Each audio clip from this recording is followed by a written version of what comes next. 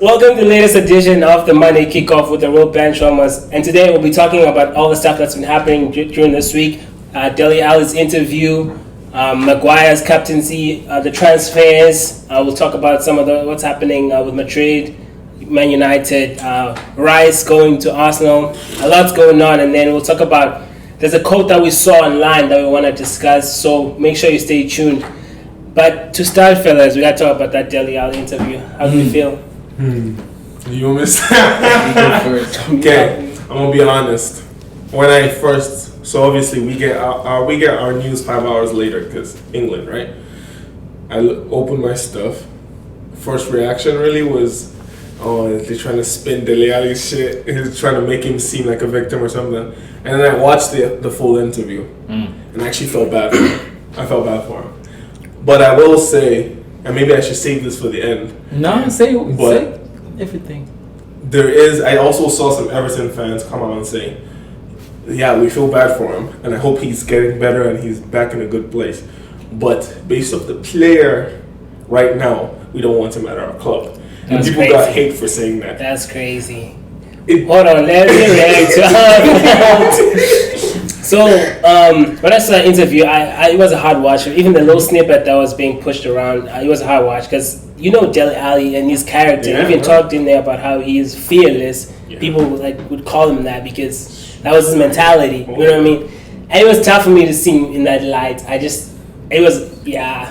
feel really bad for all the stuff he'd been through. Mm-hmm. And he did actually turn around a very bad situation. Yeah. And made something of himself. But it just sucks because now that he's been in this bad patch, I feel like some people may say he's using this as kind of a way to have people feel sorry. Yeah. But I don't think so because he did say he didn't want to talk about it right now, but the tabloids were getting it out, so he wanted to get ahead of that. So yeah, I think he needed some story to come out eventually because I mean whenever we mention his name, it was always potential, but now it's because of the tabloids and everything, it's failed potential kind of thing. That's harsh. So, hey, it is what it is. That's harsh. When you're talking about failed potential, his name will. I'm sure if you type that in Google in football, he's like one of the faces. Unfortunately, so I feel like we didn't deserve a story, but I feel like it is good for him to like take control of the narrative or like to say like what happened because we clearly saw that something wasn't going right. It wasn't just like on the pitch, but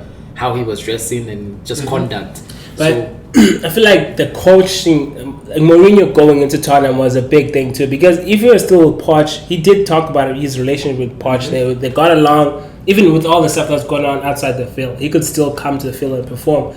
But now, if you get a different coach who doesn't really believe in you or doesn't really want to know you or who doesn't put a hand over your shoulder like that, as Poch has been doing, it could kind of worsen whatever's going outside the field.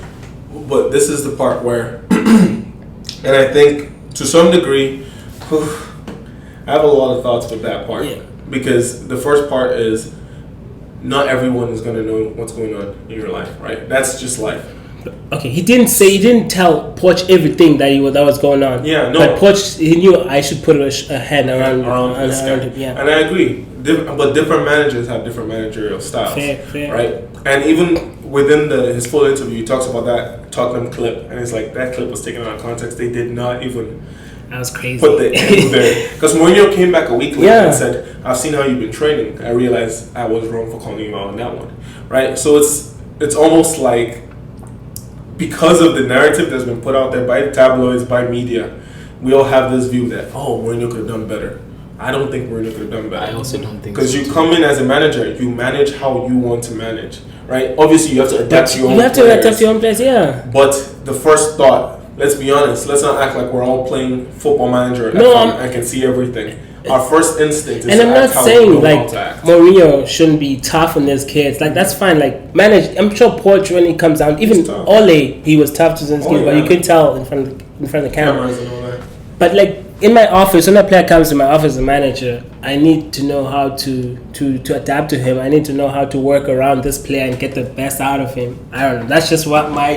He also could have told the kid to, go back to the dressing room and get out of it. He was trying to have a conversation, even in that office. Yeah. Maybe not the laziness, but then also there was a lot of gems I think Mourinho dropped towards the boy that showed that he has some compassion. He could have told him to get out of here and figure that stuff out. Exactly. You know what I mean? And that's a big thing that I agree with. Like, if you remember that interview very well from the Tottenham thing, he's mentioned, yesterday I was 26, today I'm 50.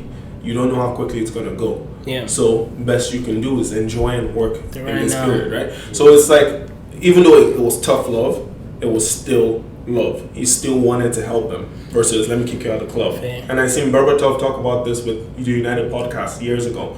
And he was like, he never looked for a manager to come put an arm around him because that's not the love he grew up with. The love he grew up with was his dad who give him a nut if he did well and then tell him everything if he did wrong. So it's like, some people are just not built that way or trained that way to be like, let me put an arm around your shoulder and tell you you're good. So you have to adapt to them. All right. Do you think he's gonna turn a corner now going forward? It's tough. It's tough. I I mean, fingers, yeah. Because That's all I got. you're talking about how Poch is has a soft spot for him, which is fair, but I don't know how he breaks into that Chelsea team. Yeah. So it's gonna be And tough. that's the big thing. Because I know a lot of Chelsea fans are going, oh, but we just sold Mount and Havertz.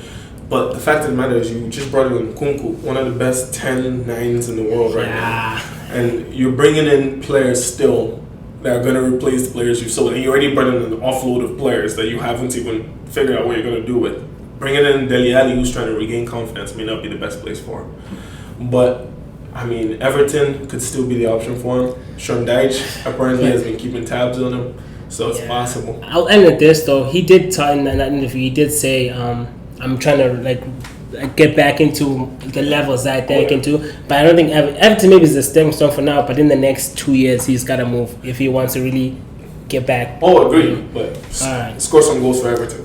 That's it.